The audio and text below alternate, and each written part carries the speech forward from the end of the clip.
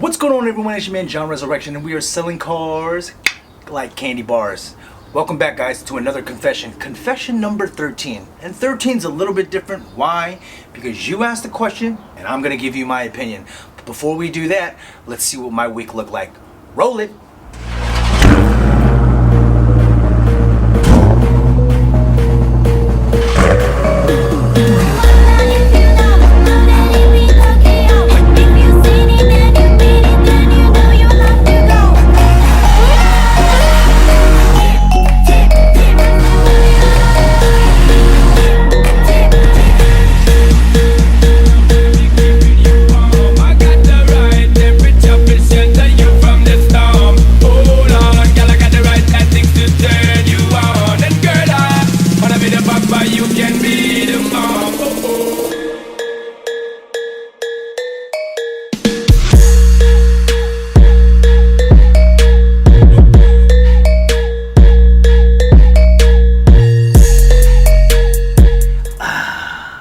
Good old 790 horsepower, all-American muscle.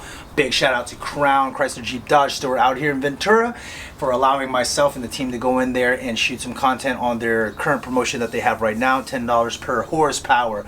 So big shout out to you guys, and thank you for allowing me to share that with the world. But let's get back to the confessions and let's start answering some questions that you had for your man, John Resurrection. Question number one comes from a dealership out in Las Vegas. Currently, they had a monster month last month and basically sold majority of their inventory. Now that they're running into a problem to get new inventory in, their question is, should we be buying used vehicles at book? My opinion is I would absolutely 100% be buying a ton of vehicles as far as used cars are concerned. It's a tricky one. And I say it's a tricky one only because making sure that your desk and your sales floor is ready to hold the gross. Knowing that a lot of the dealerships like yourself are not going to get inventory for probably 60 to 90 days right now, and it's not going to sustain the amount of demand that the specials that you are actually promoting out there. You know, you got to have something to share. Maybe a switch car. Certified pre-owns are always good. A lot of consumers actually love certified pre-owns, but just making sure that once you have the certified pre-owns in there, giving the message to the consumer, letting them know because of the high demand, the price of the vehicle is what it is, and making sure that your team holds the gross. So, if you trust your desk guys and you trust your floor guys, buy the vehicles and buy it for book.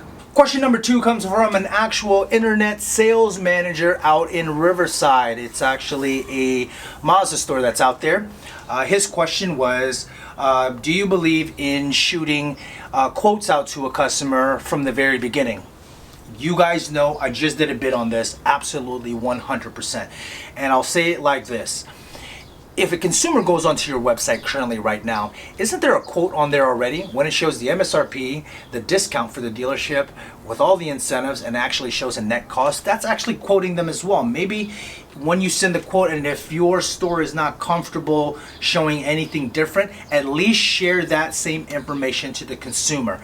It shows them that you are not afraid to show the price of the car. It shows them that you're trying to be as transparent as possible with the consumer.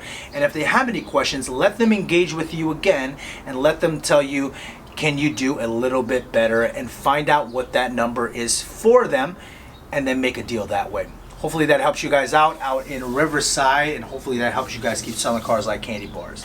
Okay, question number three actually comes from a dealership. It's a high-end store out in Atlanta, Georgia. They sell Porsches. And the question was, should we invest the time and the money to actually shoot every single vehicle that we have in stock for our store? My answer to that is 100%. The reason being is this. High-end is different when it comes to coloration. They don't just have a white or a black or a blue or a red or a yellow. They have a ton of different combinations when it comes to a carbon fiber to the third power. So if you have a specific customer or consumer looking for that carbon fiber to the third power yellow, you want to make damn sure that that video is out there so they can visually see what it looks like before making that commitment to come to your store, or even picking up the phone to make the phone call to say, I want that vehicle, can you make me a deal on that particular one? So absolutely 100% as far as that. For all the other dealerships that are not high-end, but you have like a Toyota and Ford, and I understand you have more inventory. You probably have 200, 300, 400, 500 pieces of vehicles on your inventory, and I would always recommend trying to do the live video, but at the same token, I understand when you don't and you can just put the stock photos. But for everyone that's high-end, absolutely, if you're not doing, you're missing the boat, you're missing deals, and you're missing that opportunity from the guy that is around the other side of the country that is looking specifically for that one that's been sitting on your lot for too long and it could have been sold when you first got it. This question actually came from me actually being on the field, and I wanted to bring it up to everyone else because I believe it's really important to understand about websites. The gentleman asked us that, you know, how important is the website? Should we invest in creating a new website? Is it something that we should be looking into? And my thought process is, well, let me go actually look at what website you have currently right now.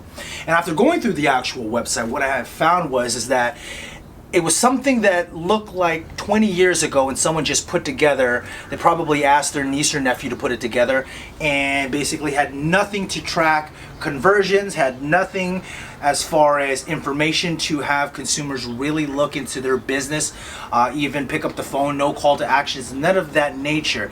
And when I got back to the gentleman, I had told him, I said, look, your website should be a reflection of your actual operation. If your website looks like it's been done 20 years ago, no one is going to trust that actual business.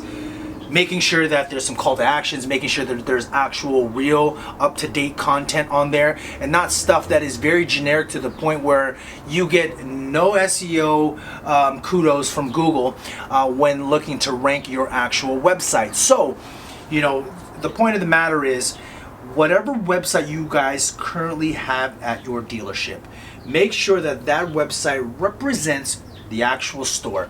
Make sure that it actually represents all the salespeople that actually work time and time again and hours after hours at your facility. You have to make sure that that website gives your store and your people every opportunity to do business every single day. So if you got blogs on there, take them off because no one's reading blogs anymore. If you're just putting text, no one's reading anymore. Show some videos, show some slides, show something that can get the consumer excited about doing business with you. So there you have it. 4 questions, 4 answers, just opinions. Don't hold me to it. But nevertheless, if you do take some of the advice that I'm giving you, it might help you guys keep selling cars like candy bars. But if you still can't figure it out, make sure that you hit us up at MXS Solutions, because if you can't find the solutions, let MXS Solutions figure it out for you. Until next time, folks, hope you have a great week and keep selling cars like candy bars. Late!